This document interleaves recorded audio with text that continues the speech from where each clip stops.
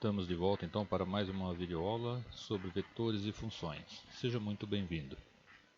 Então nesta videoaula eu vou mostrar um outro exemplo de passagem de parâmetros, de passagem de vetor como parâmetro para uma função e essa função processando os dados desse vetor e retornando um resultado, um valor. Então de volta aqui na nossa IDE, no CodeBlocks. Vamos imaginar que a gente precisasse calcular a média dessas notas, desses valores. Então, a gente pode criar uma função para a qual a gente passa o vetor e o número de elementos do vetor. E essa função faça uma interação entre esses elementos do vetor, calcule a média dela, desse vetor, e retorne então a média calculada. Então o resultado retornado vai ser um valor também do tipo float. Então eu vou criar aqui a função. Então ela vai retornar a média, portanto um valor float. E eu vou chamar aqui de média vetor float. Aí eu vou precisar receber um parâmetro e esse parâmetro é um ponteiro para o vetor. É uma variável do tipo ponteiro que vai receber o vetor. E também ela tem que receber o número de elementos desse vetor. Bom, eu vou até aproveitar aqui parte desse código aqui, ó. Parte não, vou aproveitar todo, vou copiar todo e eu não vou imprimir, né? Então esse daqui obviamente eu vou jogar fora porque aqui dentro do laço, então a gente vai passar elemento por elemento, então a gente tem que somar os elementos para depois calcular a média. Então eu vou ter que guardar a soma. Então eu vou guardar aqui um valor chamado, uma variável chamada soma, que ela vai começar zerada. Então observe que aqui eu não inicializei a variável com zero, mas ela é inicializada aqui, ó. Então aqui no laço ela é inicializada, por isso que eu não preciso necessariamente inicializar aqui. Aqui a variável soma eu já inicializei. Se eu não tivesse inicializado ela aqui, eu ia ter que inicializar antes de começar a soma, né? Porque, como a gente viu na aula presencial, o que essa variável pode ter? Lixo, né? Bom, então aqui o que eu vou fazer? Ele vai passar elemento por elemento, então ele vai pegar e guardar na variável soma. Então, soma mais igual. Entenda, soma é igual a soma mais o que está do lado direito aqui. Então isso seria a mesma coisa que isso daqui, ó.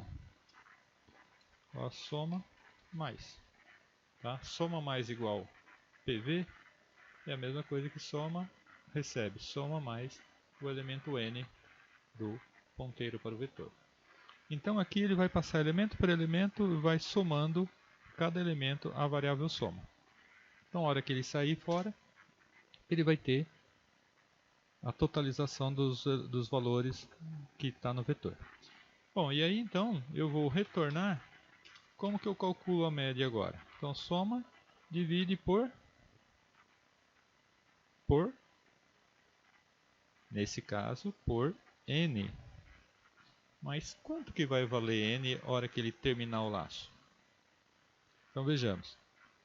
Por definição, nós vimos que o primeiro elemento é zero. Então, a hora que ele passar os 4 elementos, o n até o 3, tudo bem. A hora que o n for mudar para 4, ele sai do laço. Então, a hora que ele sair do laço, o n vai estar valendo 4. E 4 é exatamente o número de elementos. Se eu passar 80, ele vai de 0 a 79. A hora que o n valer 80, ele sai do laço. Então, o n vai estar valendo exatamente o número de elementos. A confusão pode ocorrer porque ele tem 4, mas se o primeiro é 0, ele vai até 3. Mas não deixa de ser 4 elementos. Bom, então retorna soma dividido por n. Então soma é float. Mesmo que fosse int, uma divisão de int por int, dá inteiro. Tá? Mas aqui é float dividido por int. Como aqui é float, ele recebe o tipo do maior tipo. Então vai retornar um float. Então aqui eu vou colocar agora aqui, ó, Cout NDL, e aí eu vou colocar média igual. E aqui eu vou chamar então média PV 4. E vou colocar aqui um Cout NDL. Bom, então vamos testar, né?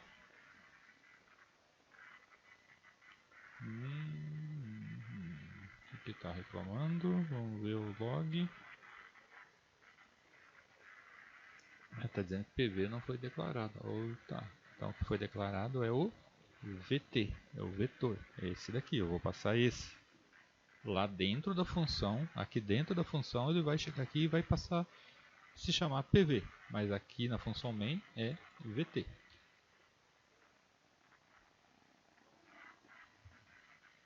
Então aí, ó, beleza, funcionou.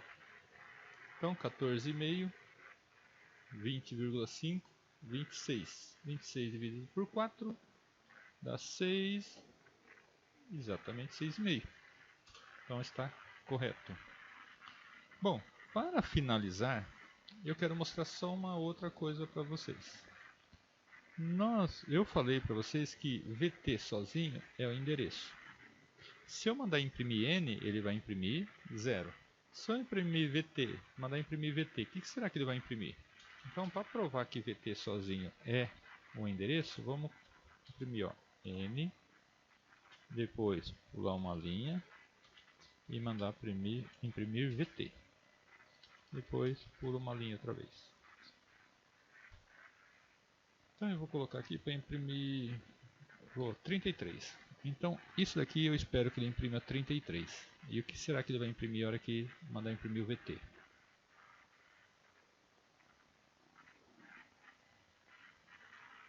Oba! É lixo isso? Não. Esse é o endereço de memória. O endereço de memória de quem? Esse endereço de memória está guardado na variável VT. Então, na nossa ilustração, aqui, ó, na nossa ilustração, aquele endereço lá seria esse daqui, ó, que está guardado aqui. Então, de fato, VT guarda o endereço de memória. Pode parecer estranho, mas é verdade. Esse endereço aqui é o endereço de memória, onde começa o nosso vetor. Então é isso. Eu acho que já dá para ter uma ideia de vetores, de passagem de parâmetros para uma função, passagem de vetor para uma função e passagem de vetor para uma função que retorna algum resultado. Bom, então com isso eu encerro essa primeira parte a respeito do vetor. E aí depois a gente vai continuar o assunto, só que com matrizes, que é uma evolução do vetor. Então eu te aguardo nas próximas videoaulas. Até lá!